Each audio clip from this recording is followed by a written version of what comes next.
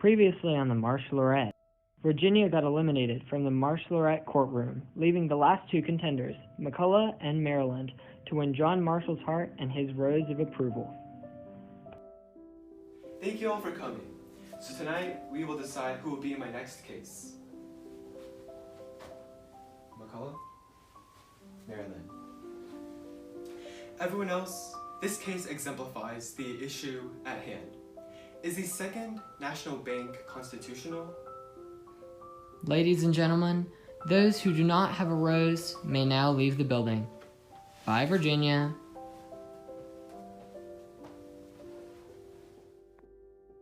In this episode of the Marshallorette, the final participants, McCullough, the cashier of the Second National Bank in Baltimore, Maryland, and Maryland, one of the original 13 colonies and now a state of America, tried to earn John Marshall's favor in the Marshallorette Supreme Court.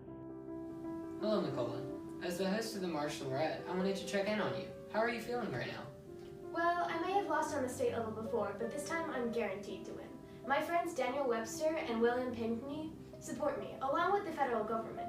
I dream about the day when Marshall gives me the final rose of approval, and the Second National Bank is confirmed constitutional. I've already begun earning Marshall's favor, since he's a known supporter of the federal government and the institution of the Second National Bank. So, Maryland, how are you feeling about this situation? Do you think you might have a better chance than McCullough? Well, unlike McCullough, I have a chance with Marshall. And that nasty banker will definitely end up in a ditch trying to get Marshall's attention. In my heart, I feel that Marshall will see my taxation with the National Bank of the United States very attractive. Maryland is really pretentious. Okay, thank you, McCullough and Maryland. Now that the opponents have introduced themselves, there will be a series of dates to determine who has won Marshall's favor.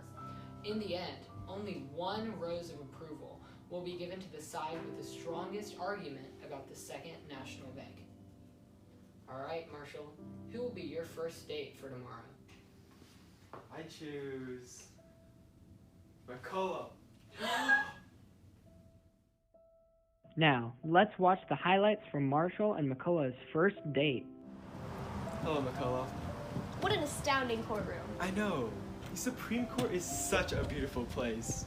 So, how's your day been? It's been exquisite. Wonderful! So, what is your opinion on Maryland's response to the Second National Bank? Well, I think she was a little, dramatic. I mean, what does she even have to complain about? The National Bank is a great establishment, and I can vouch for that as a cashier for its Baltimore branch. Now we're going to watch the highlights from Marshall and Maryland's first date. Hi, Marshall. I love your suit. What I would love even more is if you gave me something special, like your rose of approval. Tell me why I should give you my rose, Maryland. Well, first of all, I passed legislation to impose taxes on the National Bank of the United States. Isn't that just great? Also, McCullough is not worthy of your rose of approval because the National Bank is unconstitutional. The Constitution never strictly stated that the federal government could charter a national bank. Therefore, my taxation policy on the branch of the Second National Bank in Baltimore makes everyone against the National Bank happy. It's sort of a compromise for the National Bank supporting only wealthy Americans. The farmers here in West Maryland would appreciate it a lot if we got rid of the bank altogether. Well, just because the Constitution didn't strictly state that the federal government could charter a national bank, it doesn't mean that it's unconstitutional. The Constitution could not be long enough to state every detail about the power of the national government. And if it did, there would be no end to it. Time changes, and so do laws. I shared my thoughts with Marshall. Final rose of approval, here I come.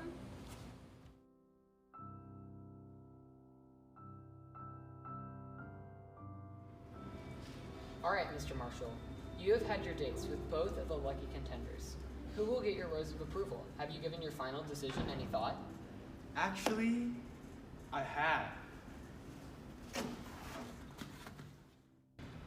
So as you can see, McCulloch says that the Congress has power to incorporate a national bank, and it is okay to refuse Maryland's tax on the bank, and the U.S. government can make the bank if it is necessary for commerce.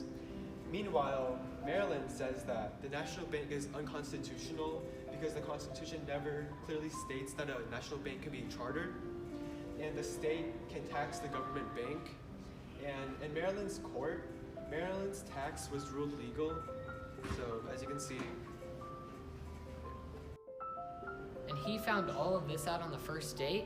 Guess we'll have to see what his final decision is. and for those reasons, I'm going to give my final rose to